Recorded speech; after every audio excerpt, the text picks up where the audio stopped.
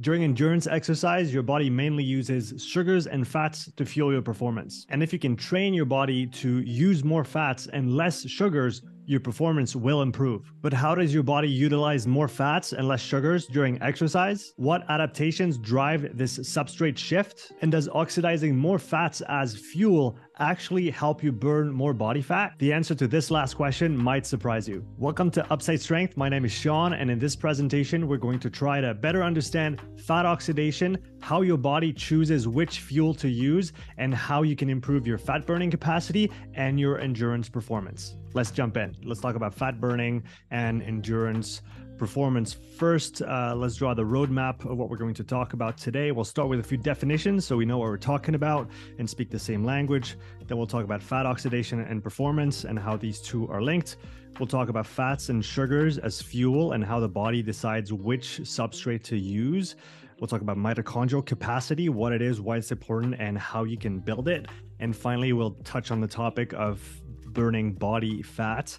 And again, the answer might surprise you a little bit compared to what you thought it might have been. So stick around to the end of that presentation to see this information. So first, a few definitions. The first one, fat oxidation or beta oxidation, which is a technical term. Let's distinguish between fat oxidation at the substrate level, so inside the cells, what fuel the cell uses to let's say power the work that it's doing. Fat oxidation is not the same thing as burning body fat. Okay, these two things are different. So when I'm talking about fat oxidation, I talk about the cell using fat as a substrate to perform cellular work. Okay, then let's talk about glycolysis and glycogenolysis. Glycogenolysis, I've heard both pronunciations. I'm not actually sure which one is right. Glycolysis is simply the breakdown of sugars. Glycogenolysis or glycogenolysis is the breakdown of glycogen. Okay, so whenever we talk about glycolysis, we're talking about taking sugars, breaking them down. What's the end product of glycolysis? Pyruvate/lactate. So lactate and pyruvate are the end products of the breakdown of sugars, and those can be uptaken and reutilized inside the mitochondria as fuel or shuttled out to the rest of the body through, most notably, the bloodstream, so that it can be reutilized somewhere else. So we have those two main substrates during exercise, fat and sugars. Let's talk about mitochondrial capacity. When I say mitochondrial capacity, what I mean is simply the volume density of mitochondria that you have. So how much total mitochondria you have. It's important to note that the mitochondria are both on this slide and behind me here on the wall. They're not actually like this inside the body. It's actually a network. It's actually an intricate network within your muscle cells and within your whole body that almost serves like a highway and a power plant. It's a very, very interesting idea, given that a mitochondria at its foundation is a bacteria, and we have a symbiotic relationship with it, very much like we might do with some of the bacteria inside our gut. But that'll be a topic for another day. So mitochondrial capacity, how much total mitochondria you have inside your cells. We're also going to talk about ATP and ADP and the ratio between those two. So ATP, adenosine triphosphate, ADP, adenosine diphosphate. So ATP is the energetic currency of the body. This is what the body uses to perform different types of work. And when it is used, when it is utilized, it gets broken down to ADP, and then the goal of the energy systems is to rephosphorylate ADP and AMP back into ATP so we can perform more work. And then the ratio between those two molecules, ATP and ADP, inside the cell is going to be an important concept to understand today. So that's why I wanted to just define that ahead of time. And then FatMax is going to be the intensity range where we have the highest levels of fat oxidation. We'll see why that's important a little bit later. So we have those different terms. Now let's jump into fat oxidation and performance. Why is it important to be able to utilize fat as a fuel in order to improve our performance, and especially our endurance performance?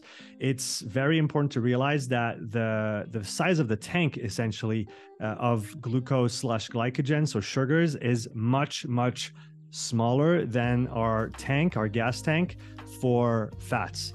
And the fats are stored in different areas. There's obviously the adipose tissue inside our body, but you also find them intramuscularly, so inside the muscles.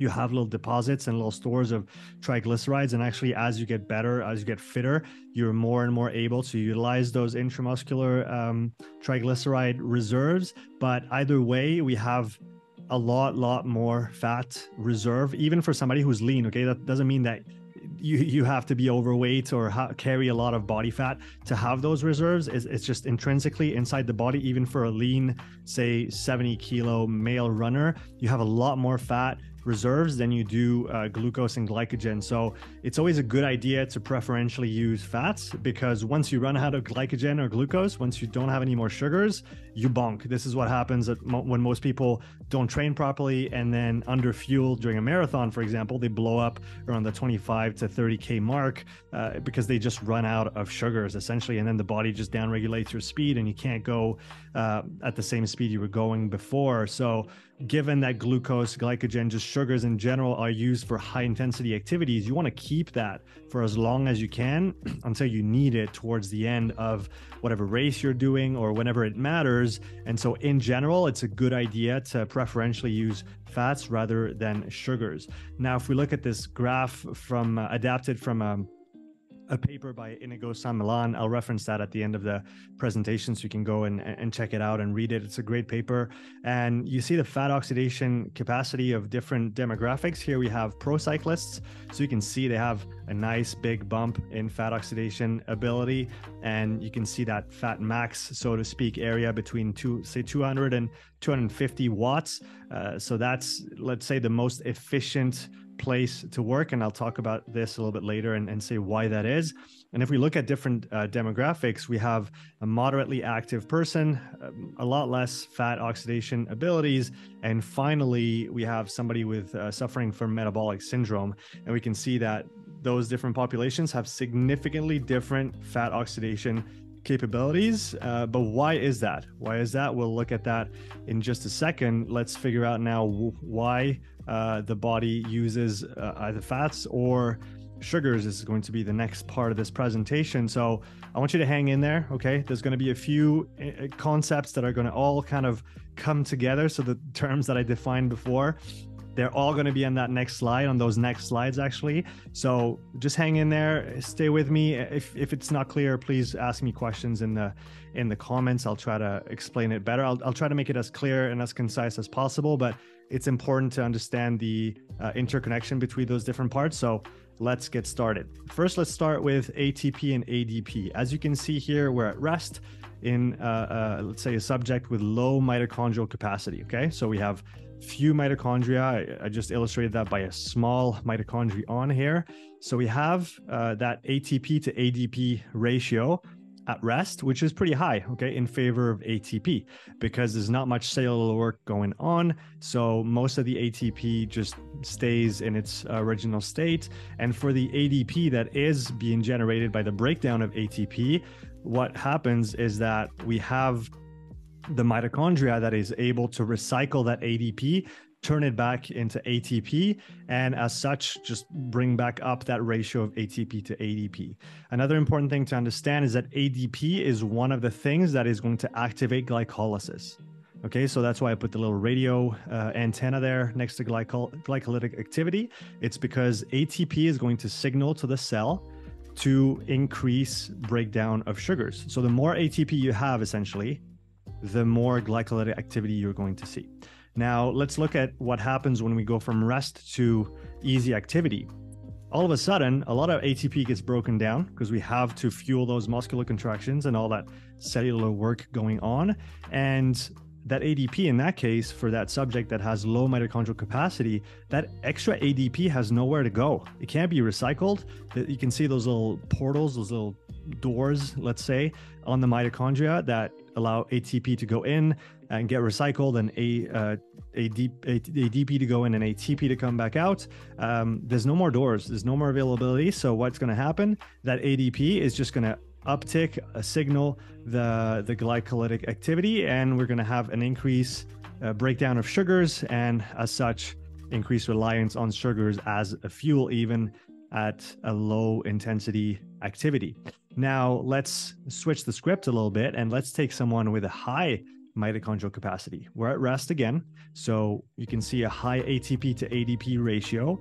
We still have a little bit of obviously glycolytic activity going on. That's another important thing to understand. We always use sugars as a fuel. There's never a point where we don't use sugars and we only use fats. That is wrong to say. There's always some activity going on from a glycolytic perspective. It's just that there is certain intensities where we will burn the most fats out of the whole intensity spectrum, as we saw on those fat burning or fat oxidation, curves on the different demographics before. So now we're at rest, high mitochondrial capacity. You can see this, we could even call it reserve capacity on the mitochondrial side. So some of those portals, some of those doors, transporters are not being used. So what happens now when we switch to easy activity? Well, instead of all that ADP just sitting there because the mitochondria just can't deal with it, what it's going to do, it has that extra capacity. So it's just going to recycle it, right? It's going to be able to switch that ADP into ATP and turn that ratio back around, keeping a high ATP to ADP ratio. And so now we have not a lot of signaling going towards activating glycolytic activity, but the work has to be done. The mitochondria has to turn over all that ADP into ATP, and it's going to use whatever it can. And if glycolytic activity is low, and if it doesn't have a lot of lactate and pyruvate to utilize the mitochondria, it's just going to go to fats, right? It's just going to switch fuels and use fats. So essentially, fat oxidation is interesting because it just comes in when glycolytic activity is low, but cellular work is high. But for that to occur, you need a lot of mitochondria. Okay, so high mitochondrial capacity has the effect of increasing the ATP to ADP ratio at a given workload, and as such, we have a decreased activation of glycolytic activity and an uptick in fat oxidation. I hope that was clear enough. So if we go back to understanding what's going on, well, if we look at those different demographics on that graph, well, they have different mitochondrial capacity. And again, going back to that initial graph, now you better understand why we have those different fat oxidation capacities or abilities and why the peak of that fat oxidation occurs at such different intensities. The pro cyclists, what have they done? They've trained 20 to 30 hours a week for many years. The moderately active, a lot less than that. And the person with metabolic syndrome, probably almost no training at all. At least usually. So this is going to be an important consideration, mitochondrial capacity for fat oxidation. The more mitochondria you have, the more reserve capacity you have, the more you can deal with that ADP when ATP is being broken down, the less glycolytic activity you're going to elicit, and the more room you have essentially to use fats instead of the sugar or the sugar byproducts, the pyruvate and the lactate. Now, how do we build mitochondrial capacity? That's a good question. And at the end of this presentation, I'll put a link to a great presentation on YouTube that talks about this. And I'll just give you the Coles notes here. And what you see is the intensity spectrum from low intensity underneath the first threshold, the moderate intensity domain, heavy intensity domain between the two thresholds. And then above the second threshold, we have severe intensity and then extreme intensity. So to make it simple, moderate intensity is easy, zone 2, zone 1 training. The heavy intensity domain is going to be all threshold work. So whether you talk tempo, sweet spot, threshold, that's all going to be in that heavy domain. And then everything VO2 max is going to be severe. And then all the sprints, short sprints, long sprints are going to be extreme domain. If we want to build mitochondrial capacity, it happens at the low range of the intensity spectrum. This is why all endurance athletes perform a significant proportion of their work, usually upwards of 80% at that low intensity. And one of the key things that we're going to develop there's other adaptations, and I talk about it in my Zone 2 presentation that you can go check out. But one of the main things we're after is developing that mitochondrial capacity. We want more volume, we want a bigger network, and we just want more of that stuff, because more is better in that case.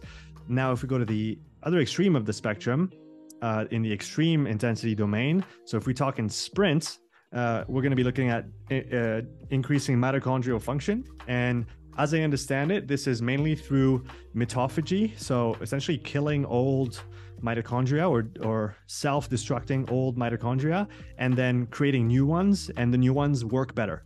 And this is what makes mitochondrial function better with this type of training. So sprint interval training, for example, is pretty well-known protocol in training world. This is going to help you with that mitochondrial function. And so there's a good argument for doing both, right? If we're talking about both performance and health, you want to do a lot of low intensity training. Obviously, you can't do a lot of those sprints because they're very, very taxing on the body, both metabolically and from a nervous standpoint. But you definitely want to include some of this type of work. And then we're going to have all things VO2 max, where we see an improvement both in mitochondrial capacity and function. The difficulty there is just managing load and volume. So you can't do infinite amount of that stuff, unlike virtually infinite amounts of low intensity training. Obviously now then you'll be limited by fuel and how much you can eat.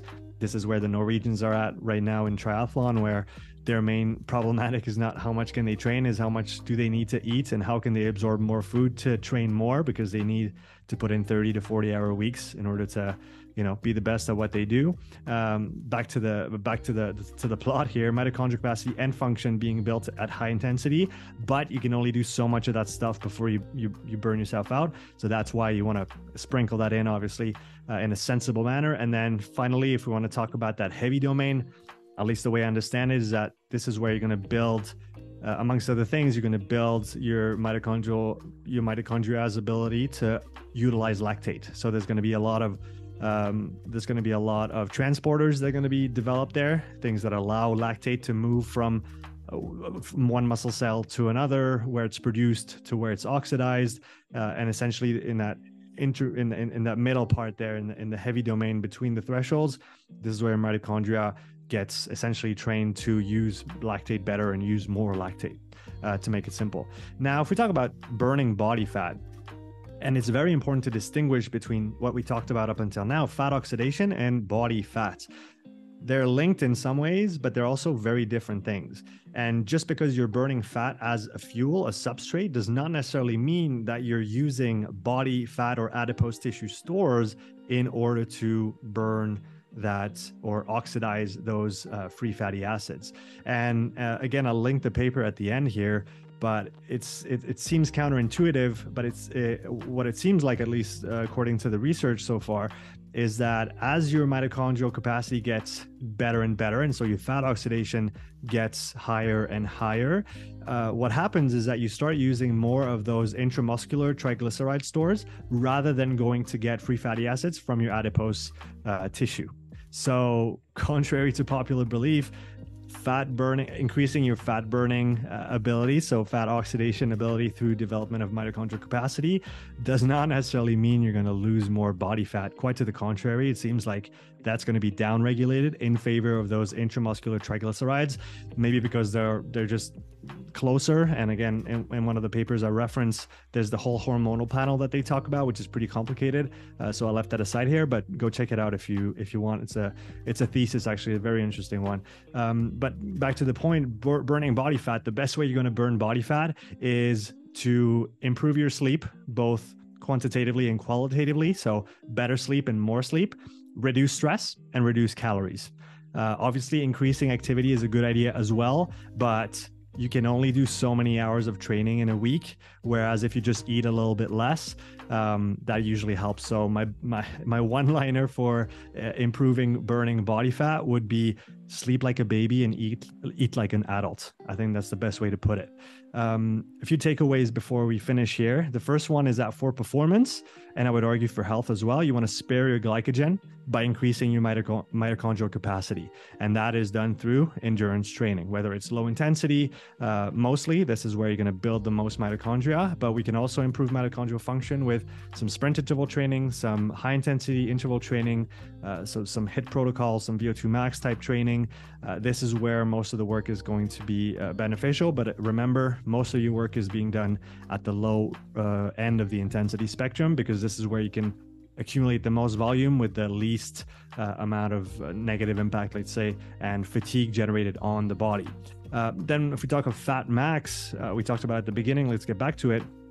I would call it the most efficient work rate, because this is where you can use the most fats as fuel. This is essentially where it's like that balance point where your mitochondria is the most at ease, right?